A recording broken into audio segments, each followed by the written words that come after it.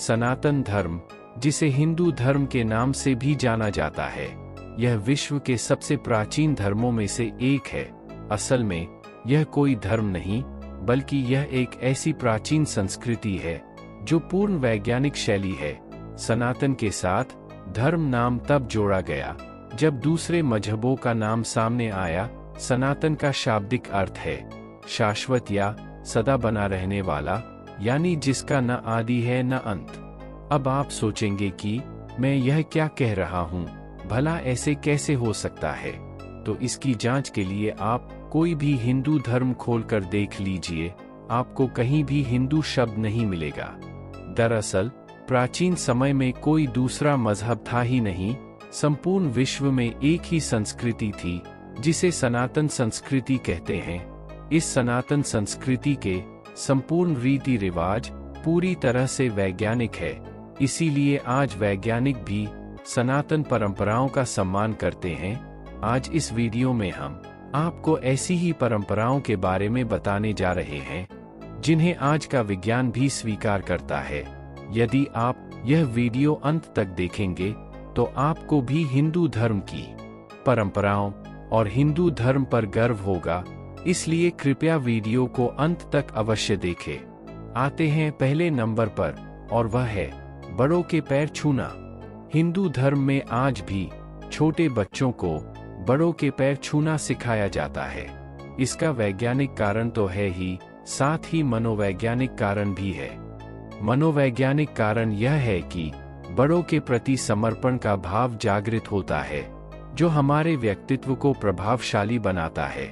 इसके अलावा जब हमें बड़ों का आशीर्वाद मिलता है तो सकारात्मक प्रभाव पड़ने लगता है, और यह आप स्वयं भी महसूस करते होंगे।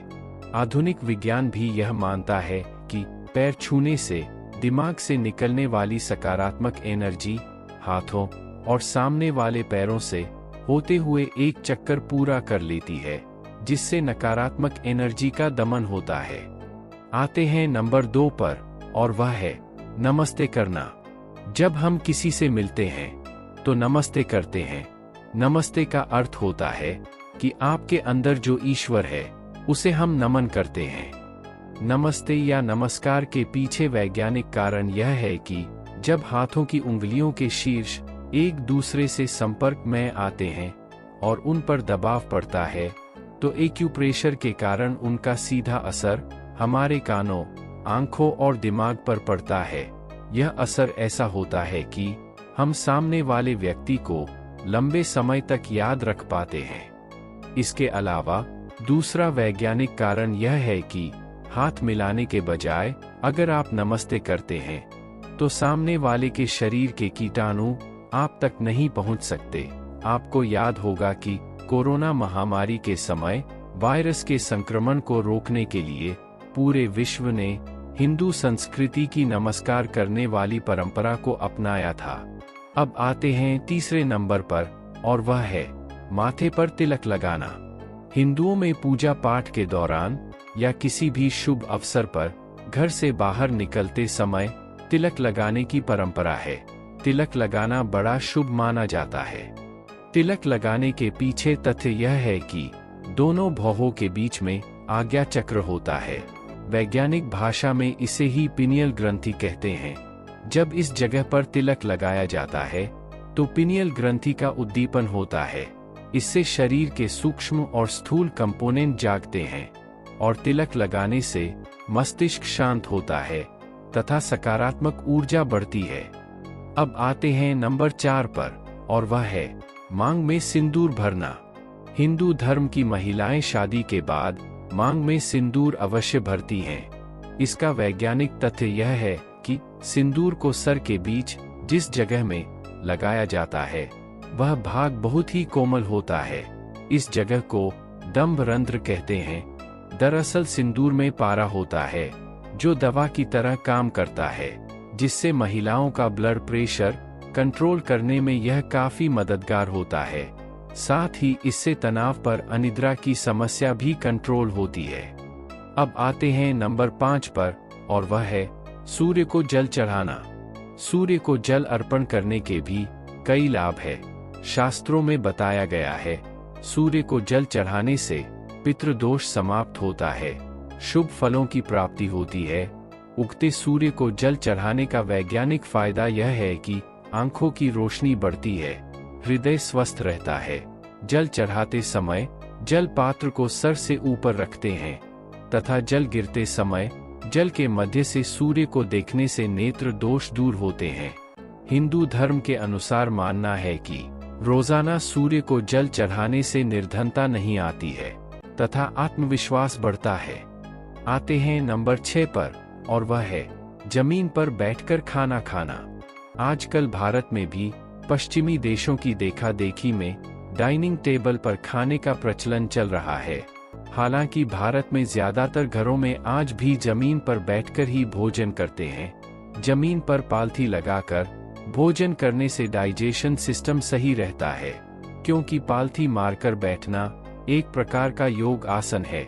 इस अवस्था में बैठने से मस्तिष्क शांत रहता है और भोजन करते समय अगर दिमाग शांत हो तो पाचन क्रिया अच्छी रहती है। आते हैं नंबर 7 पर, और वह है एक गोत्र में शादी नहीं करना। हिंदू धर्म में प्राचीन काल से ही सम गोत्र में शादी नहीं की जाती है। आधुनिक वैज्ञानिकों ने भी अपने रिसर्च में यह माना है कि यदि जेनेटिक बीमारियों से बचना है तो उसका एक ही इलाज है, सेपरेशन ऑफ जीन्स, अर्थात अपने नजदीकी रिश्तेदारों में विवाह नहीं करना, क्योंकि नजदीकी रिश्तेदारों में जीन्स सेपरेट नहीं हो पाते हैं। इससे कई बीमारियां आनुवांशिक तौर पर हो सकती हैं, जैसे कलर ब्लाइंड, हीमोफीलिया, खून का थक्का नहीं बनना आदि कई प्रकार के रोग हो सकते हैं। हिंदू धर्म में गोत्र का मतलब समान परिवार से होता है, इसलिए समान गोत्र वाले लड़का लड़की को भाई बहन समझा जाता है और इसलिए समान गोत्र में विवाह नहीं किया जाता है। आते हैं नंबर 8 पर, और वह है सर पर चोटी रखना। सनातन धर्म में सिर पर चोटी रखने की प्राचीन परंपरा है। ज्यादातर लोग आज भी सिर पर सिखा रखते हैं। विज्ञान के अनुसार जहां चोटी रखते हैं वहां मस्तिष्क का केंद्र होता है। केंद्र में गांठ बांधने से शरीर के अंग, मन और बुद्धि कंट्रोल में रहते हैं और दिमाग शांत रहता है। आते हैं नंबर 9 पर, तुलसी के पौधे की पूजा। प्रत्येक हिंदू परिवार में तुलसी का पौधा विशेष रूप से पाया जाता है, साथ ही इसकी पूजा भी की जाती है। भोग में भी तुलसी के पत्तों का इस्तेमाल किया जाता है। इतना ही नहीं, आयुर्वेद में भी इसका उपयोग औषधि के रूप में किया जाता रहा है। तुलसी के पत्तों से लेकर इसकी जड़ और बीज सभी गुणों से भरे हैं। वैज्ञानिकों ने भी इस बात को प्रमाणित किया है कि तुलसी के पत्ते से हर छोटे बड़े रोग दूर हो जाते हैं। तुलसी का पौधा आसपास के वातावरण को भी शुद्ध करता है। तुलसी इम्यून सिस्टम को मजबूत करती है। आते हैं नंबर 10 पर, पीपल की पूजा। अधिकतर लोग सोचते हैं कि पीपल की पूजा करने से भूत प्रेत दूर भागते हैं। वही इसका वैज्ञानिक कारण है। पीपल की पूजा इसलिए की जाती है ताकि इस पेड़ के प्रति लोगों में श्रद्धा बढ़े और उसे काटे नहीं, क्योंकि पीपल ही एकमात्र ऐसा पेड़ है जो रात में भी ऑक्सीजन प्रवाहित करता है। तो दोस्तों, इस वीडियो में आपने देखा कि कैसे हिंदू धर्म की ज्यादातर परंपराएं वैज्ञानिक दृष्टि से भी महत्वपूर्ण मानी जाती हैं। हजारों साल पहले ही हमारे ऋषि मुनियों ने वे बातें बता दी थीं जिन्हें विज्ञान आज सही साबित करता है। आपको भी यह वीडियो देखकर हमारे सनातन धर्म पर गर्व हुआ होगा।